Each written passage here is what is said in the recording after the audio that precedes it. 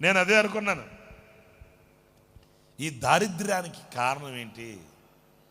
నా రాత, నా గీత, రీత లేదు, గీత లేదు. నా రాత, నా గీత. ఆ కొంతమంది వీటి మీద పడతారు. నా రాత రాసి పెట్టాడు దేవుడు, మొహం కడుక్కోపోయావా? నా కర్ర పెట్టి తెల్లారింది.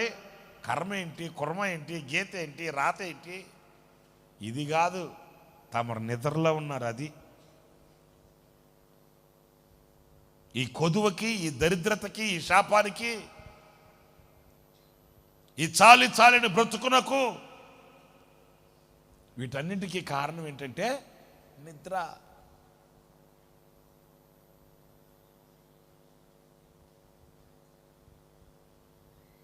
మెలకువ కలిగిన వాడు ఏం చేస్తాడు? కాలాన్ని గుర్తిస్తాడు. మెలకువ కలిగిన వాడు ఏం చేస్తాడు? సమయాన్ని వ్యర్థపుచ్చడు. మెలకువ కలిగిన వాడు ఏం చేస్తాడు? తన ఎదుట ఉన్న ఆ కర్తవ్యాన్ని గుర్తిస్తాడు. ఇంకొంచెం నిద్ర, ఇంకొంచెం నిద్ర, ఇంకొంచెం నిద్ర దుప్పటి కప్పినాడు కంట. అమ్మా అది ఫోన్ కూడా చేయదా? మిస్డ్ కాల్ కూడా ఇద్దు, అమాంతంగా వచ్చి పైన పడుతుంది. మరి ఆత్మానుసారంగా, ఆధ్యాత్మికంగా ఈ నిద్రావస్థలో మనం ఉన్నప్పుడు ఆత్మీయంగా కలిగే దరిద్రం, ఆత్మానుసారంగా కలిగే దారిద్ర్యం మీరు ఆలోచించాలి. నేను అదే చెప్పింది. ఇదిగో మీ కష్టాలు తొలగిస్తాడు, మీ ఆశీర్వాదం కలిగిపోద్ది, రైలు కొనేస్తారు, ఫ్లైట్ కొనేస్తారు అంటుంటే మీరు కూడా ఆమెను ఆమెను ఆమెను అంటారు. ఆ సందేశానికి, ఆ సందేశం కాదు ఇది. పొలం కొంటారు, పాడి పాటలు వచ్చేస్తాయి, ఎడ్లు వచ్చేస్తాయి, కార్లు వచ్చేస్తాయి, మీరు ఆమెన్ ఆమెన్ అంటారే, అది కాదు ఇది. ఇది విమర్శనాత్మకమైన, మన హృదయాన్ని వేదనపరిచి, మనను గిచ్చి గుచ్చి నొప్పింప చేసి ఒప్పింప చేసే సందేశం ఇది. ఈరోజు నీ దరిద్రతకి కారణం, నీ చాలని పరిస్థితికి కారణం చింపిరి దుస్తులు, ఏదా పేదరికం, ఏదా దరిద్రం, ఈ శాపం. నేను అనకూడదు, కానీ కొంతమందికి మీరు కొండను పిగిలింప చేసి తీసుకుని వచ్చి ఇచ్చినా కూడా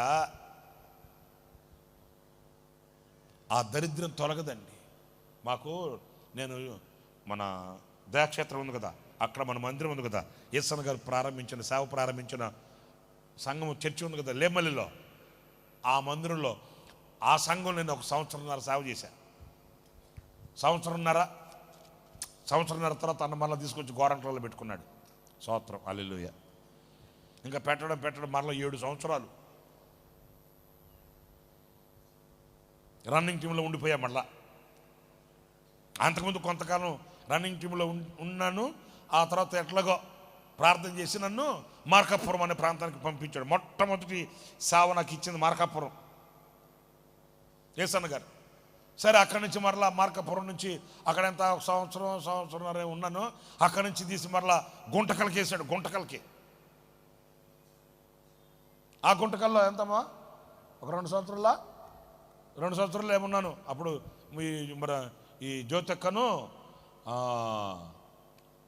అంతోనక్క, వీళ్ళిద్దరు సిస్టర్లు అక్కడ.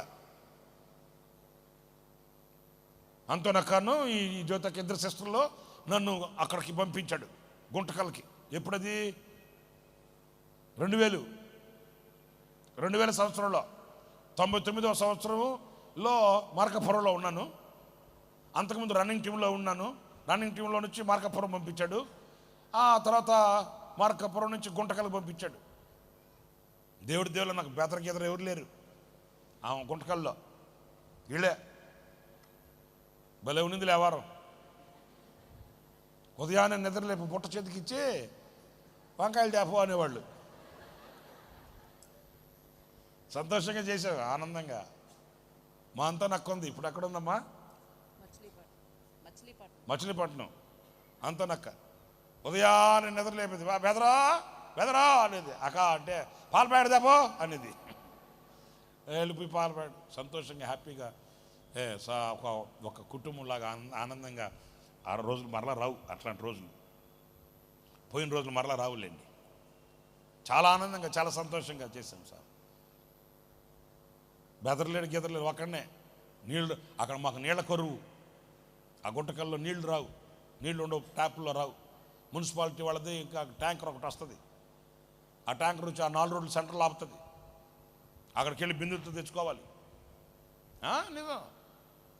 వీళ్ళప్పుడు బిందులు తీసుకుని వెళ్తుంటే నేను అన్నాను, తప్ప మీరు తేవడం ఏంటట్లాగా, నేను ఒక అక్క చెల్లి తమ్ముడు ఉన్న ఇంట్లోంచి వచ్చినోండి కదా, మీరు అనిచి నీళ్ళు అక్కడ మోసం రావద్దు.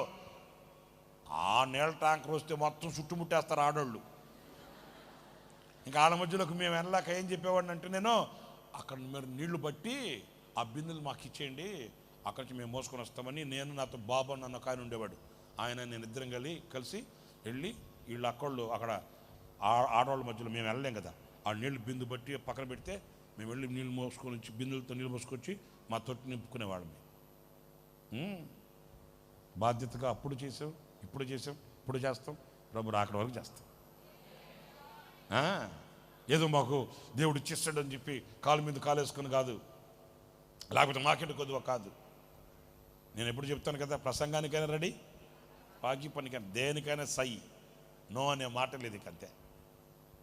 దేనికైనా మేము సంసిద్ధం, దేనికైనా మేము సిద్ధపడి ఈ రంగంలోకి దిగాం.